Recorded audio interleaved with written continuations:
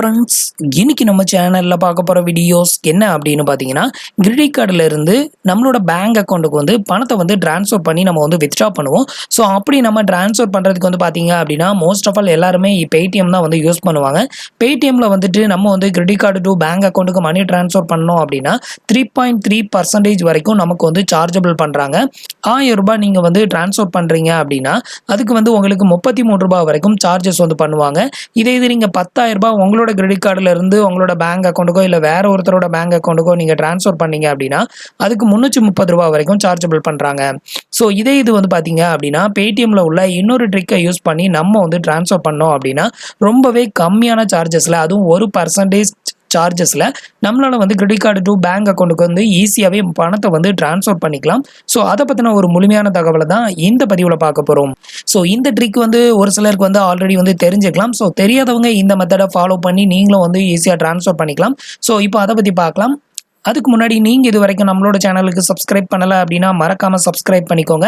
நம்மளோட வீடியோஸ் உங்களுக்கு யூஸ்ஃபுல்லாக இருந்தது அப்படின்னா மறக்காமல் உங்களோட ஃப்ரெண்ட்ஸுக்கும் ரிலேட்டிவ்க்கும் ஷேர் பண்ணுங்கள். ஸோ இப்போ வந்து பார்த்தீங்க அப்படின்னா ஃபஸ்ட்டு நம்ம வந்து இப்போது பேடிஎம்மை யூஸ் பண்ணி நம்மளோட கிரெடிட் கார்டில் இருந்து பேங்க் அக்கௌண்ட்டுக்கு பணம் வந்து ட்ரான்ஸ்ஃபர் பண்ணோம் அப்படின்னா எவ்வளோ சார்ஜஸ் பண்ணுறாங்க அப்படிங்கிறத உங்களுக்கு வந்து டிஸ்பிளே பண்ணுறேன். ஸோ இது நீங்கள் மொபைல் அப்ளிகேஷன்லேயே யூஸ் பண்ணி நீங்கள் வந்து ட்ரான்ஸ்ஃபர் பண்ணிக்கலாம். ஸோ மொபைலில் வந்து ஸ்க்ரீன் ரெக்கார்ட் பண்ண முடியாததுனால நான் வந்து சிஸ்டத்தில் வந்து உங்களுக்கு அதை வந்து எக்ஸ்பிளைன் பண்ணுறேன். ஸோ இப்போ வந்து பார்த்தீங்க அப்படின்னா நான் வந்து பேடிஎம் வாலெட்டை வந்து நான் வந்து சூஸ் பண்ணிக்கிறேன். ஆட் மணி அப்படிங்கிற ஆப்ஷனை வந்து செலக்ட் பண்ணிக்கிறேன். ஸோ நார்மலாக நம்ம வந்து கிரெடிட் கார்டிலேருந்து பேங்க் அக்கௌண்ட்டுக்கு பணத்தை ட்ரான்ஸ்ஃபர் பண்ணணும் அப்படின்னா நம்ம வந்து வாலெட்டில் ஃபஸ்ட்டு லோடு பண்ணி அதுக்கப்புறம் வாலெட்டில் இருந்து அமௌண்ட்டை வந்து நம்மளோட பேங்க் அக்கௌண்ட்டுக்கு ட்ரான்ஸ்ஃபர் பண்ணுவோம். ஸோ வாலெட்டுக்கு அதை வந்து ட்ரான்ஸ்ஃபர் பண்ணுறதுக்கு தான் சார்ஜஸ் வந்து பிடிப்பாங்க. வாலெட்லேருந்து பேங்க் அக்கௌண்ட்டுக்கு ட்ரான்ஸ்ஃபர் பண்ணுறதுக்கு டோட்டலாக ஃப்ரீ தான். இப்போ எக்ஸாம்பிளுக்கு வந்து பார்த்தீங்க அப்படின்னா ஒரு ரூபாய் வந்து என்ட்ரு பண்ணியிருக்கேன். என்ட்ரு பண்ணிவிட்டு ஆட் மணி அப்படிங்கிற ஆப்ஷனை வந்து கிளிக் பண்ணுறேன். ஸோ இப்போ வந்து பார்த்தீங்க அப்படின்னா நீங்கள் வந்து சம் பேங்க் அக்கௌண்ட் உள்ள வந்து ஆட் பண்ணி வச்சுருந்தீங்க அப்படின்னா அது எல்லாமே உங்களுக்கு இதில் வந்து ஷோ ஆகும். ஸோ அதில் வந்துட்டு நான் கிரெடிட் கார்டும் ஆட் பண்ணி வச்சுருக்கேன். நான் வந்து இப்போ கிரெடிட் கார்டை வந்து சூஸ் பண்ணுறேன். hdfc first bank credit card அப்படிங்கிற இந்த ஆப்ஷனை சூஸ் பண்ணுறேன். ஸோ இதை சூஸ் பண்ணது வந்து பார்த்தீங்க அப்படின்னா உங்களுக்கு எவ்வளோ சார்ஜஸ் வந்து பிடிக்கிறாங்க அப்படிங்கிறத கீழே வந்து கொடுத்துருப்பாங்க. 3.3% நமக்கு வந்து சார்ஜ் பிடிக்கிறாங்க. ஸோ இது நம்ம ரூபாய் நம்ம வந்து ட்ரான்ஸ்ஃபர் பண்ணுறோம் அப்படின்னா ரூபாய்க்கு வந்து பார்த்தீங்க அப்படின்னா நம்மளோட கிரெடிட் கார்டில் இருந்து 1033 வந்து பிடிப்பாங்க. ஸோ அதுக்கான டீட்டெயில் வந்து கீழே கொடுத்துருவாங்க.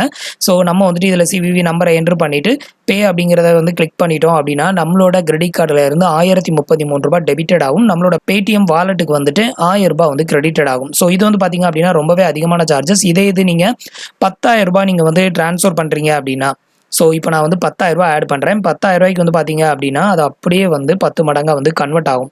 ஸோ இதில் வந்து பார்த்தீங்க அப்படின்னா நான் வந்து இப்போ கிரெடிட் கார்டை வந்து சூஸ் பண்ணிக்கிறேன். நீங்கள் வந்து ஏடிஎம் கார்டிலேருந்து பணத்தை ட்ரான்ஸ்ஃபர் பண்ணுறீங்க அப்படின்னா உங்களுக்கு டோட்டலாகவே ஃப்ரீ தான்.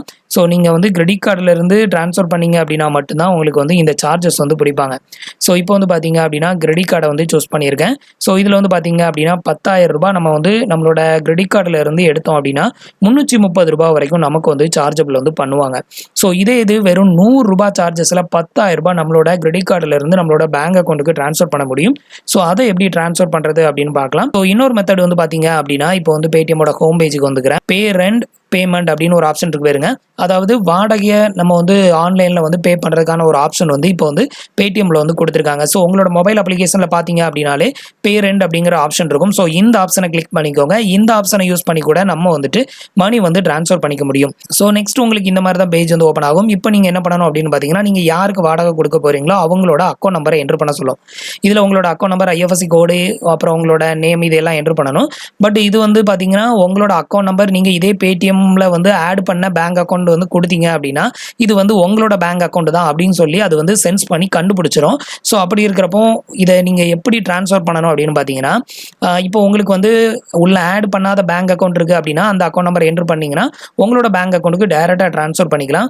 இப்போ நான் வந்து ஆல்ரெடி என்னோட அக்கௌண்ட் நம்பர் கொடுத்து பார்த்தேன். என்னோட அக்கௌண்ட் நம்பர் கொடுக்கும்போது என்ன ஆச்சுது அப்படின்னு பார்த்தீங்கன்னா இது வந்து உங்களோட அக்கௌண்ட் தான் அப்படின்னு சொல்லிட்டு ஐடென்டிஃபை பண்ணுது. ஸோ அதுக்காக நான் என்ன பண்ணேன் அப்படின்னு பார்த்தீங்கன்னா யூபிஐ ஐடியை யூஸ் பண்ணி நான் வந்து ட்ரான்ஸ்ஃபர் பண்ணேன். ஸோ அதனால நான் வந்து டு யூபிஐ ஐடி அப்படிங்கிற ஸோ இதை வந்து செலக்ட் பண்ணிட்டேன். இதை செலக்ட் பண்ணிவிட்டு இப்போ என்ன பண்ணணும்னா உங்களோட யூபிஐ ஐடி என்ட்ரு பண்ணணும்.